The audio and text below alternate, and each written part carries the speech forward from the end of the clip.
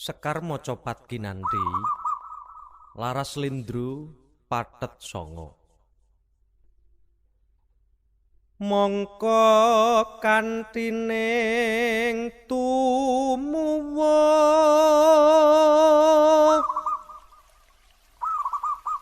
salam mimung ngawas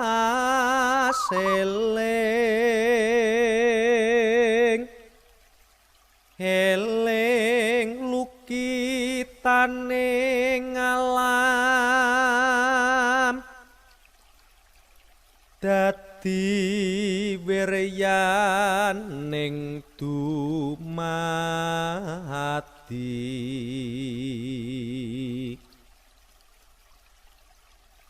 supadi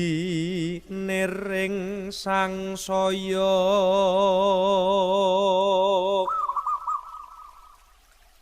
yeku pangreksaning urip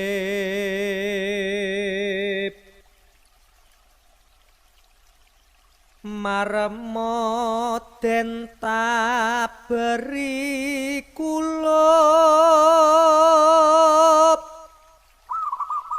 hanglong lelantiping ngati rina wengi denanedya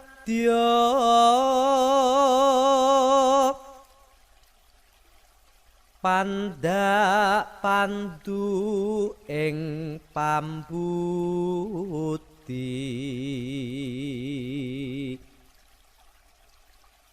bengkas kahardaning driya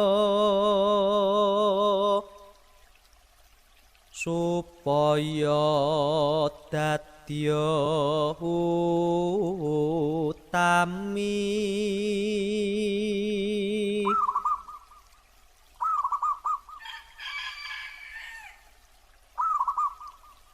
pangasae sepi samun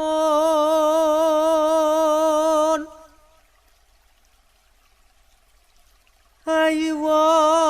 asah ing salami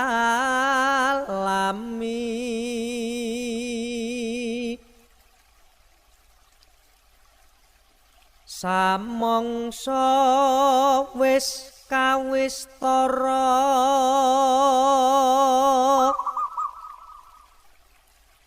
lalandhepe mingis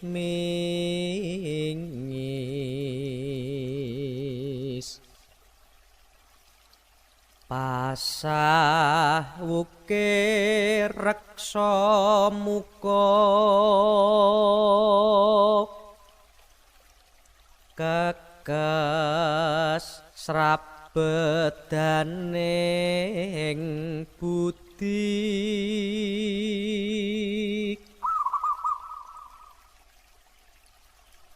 dene awas tegesipun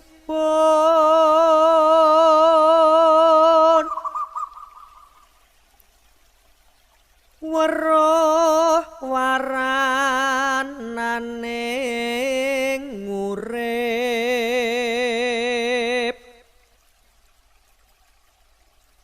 miwah wisesaning tunggal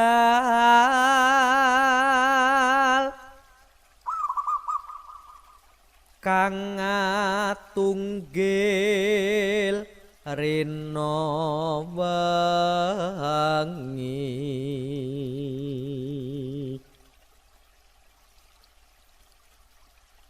kang mukitan ing sarkara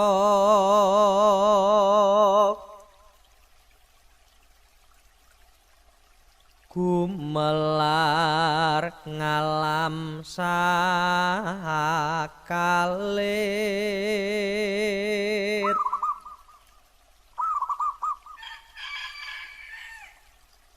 aywa sembrono ing kalbu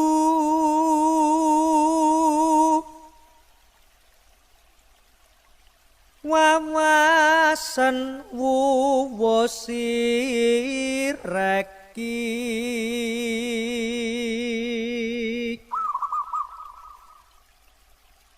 ing kono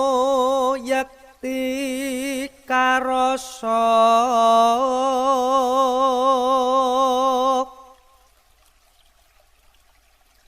dudu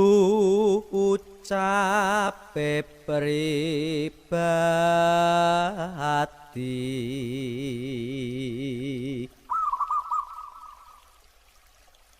marmo den sembadeng setya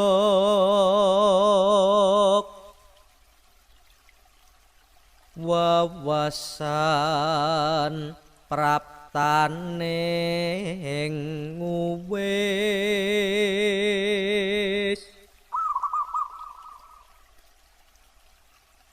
sernakno samanging kalbu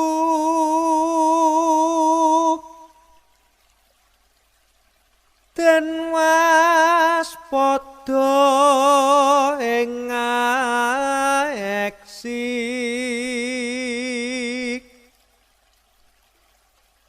yeku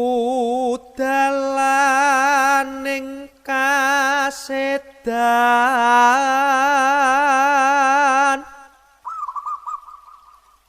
sinuda saka sethithik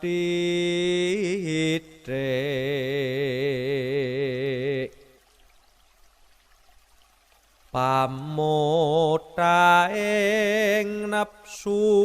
hawa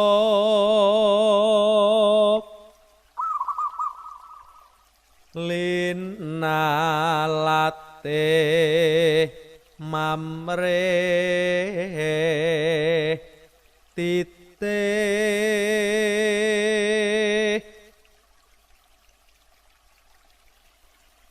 haywa mamatuh naluta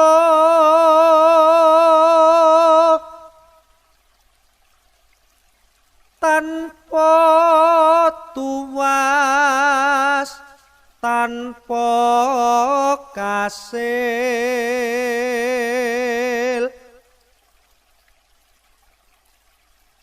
kasalibo ing srabeda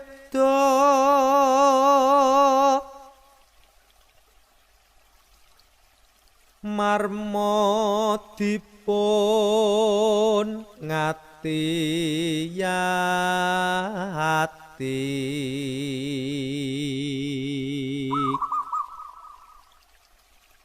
urip keh rencananira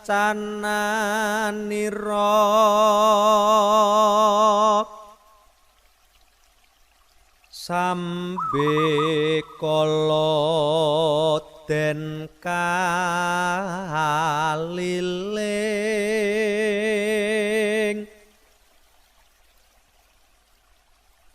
umpamane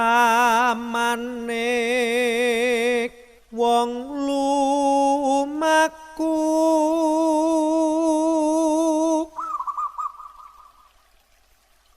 marga gawat den liwati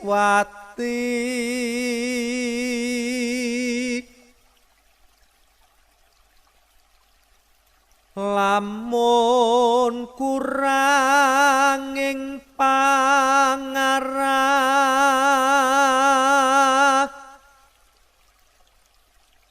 sayekti karendheteng rik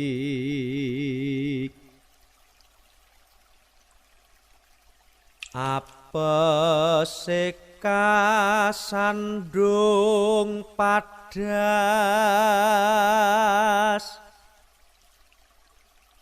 babak bundas anamai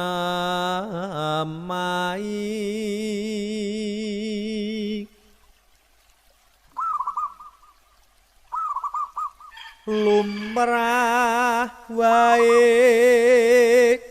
yen kateku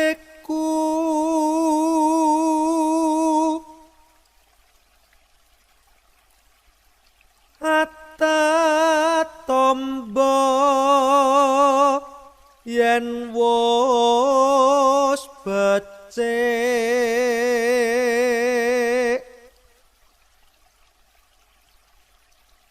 duwe yo kawruh sabodhak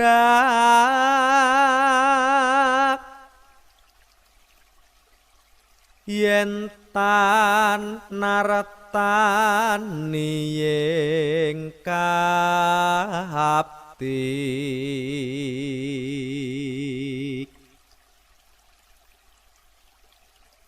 dadi kawruhe kinarya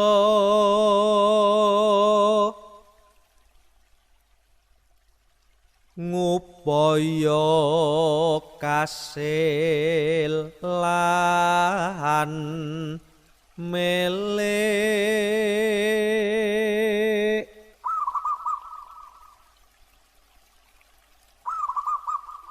meloke yen rasa mula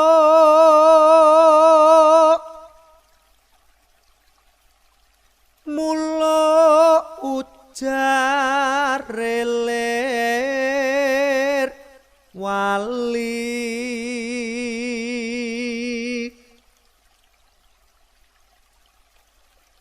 wola mali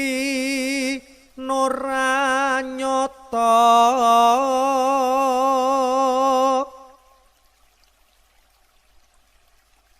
anggepe pandhita luwe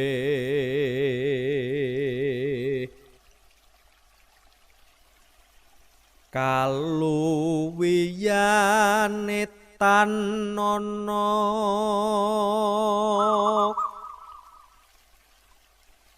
kebak tondo-tondo sepi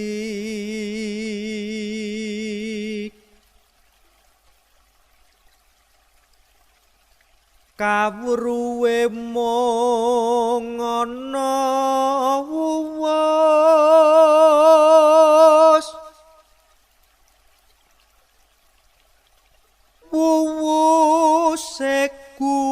kumaib gaib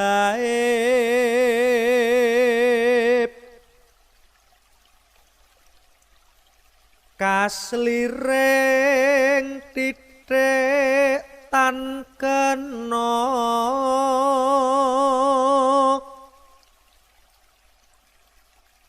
mencereng alise gadhek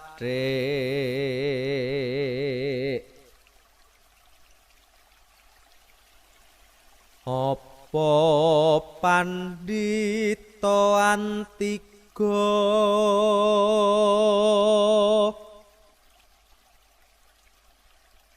kang mangkono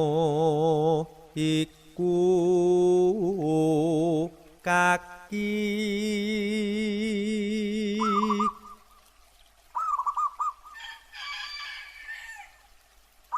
mangkono kang aran laku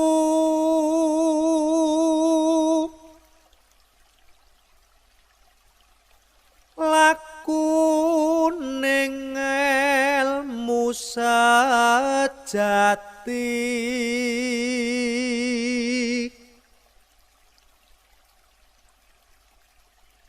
tandah wen pati openan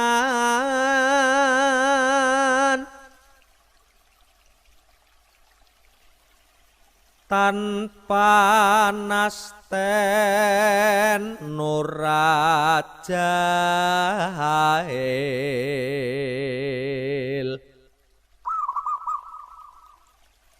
tanjurungi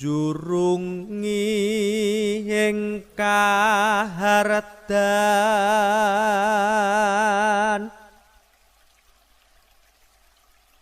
hamung ngenang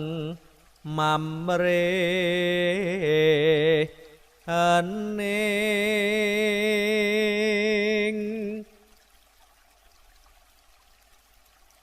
kaunanging budi luhung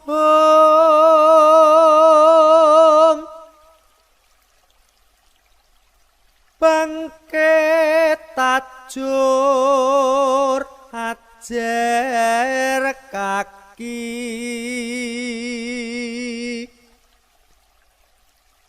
yen mangkono bakal cikal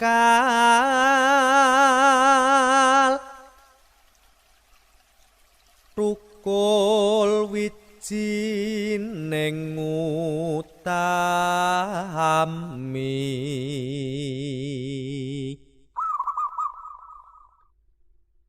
nedya bener kawruwira